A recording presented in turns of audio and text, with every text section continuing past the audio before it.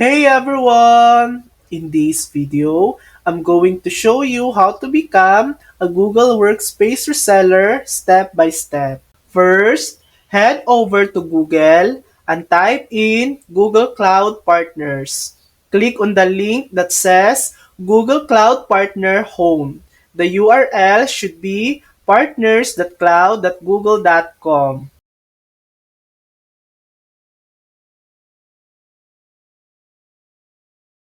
Once you're on the site, you'll see an option to join Partner Advantage. This is the program that allows you to resell services like Google Workspace, Google Cloud, and more. Click the blue Become a Partner button. This will take you to a registration form. Here's an important note. You must use a company email address. Personal emails like Gmail, Yahoo, or Hotmail won't work.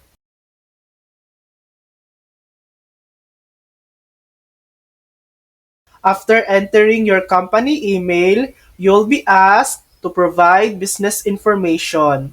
Fill out the form carefully. It may take a bit of time, but it's straightforward.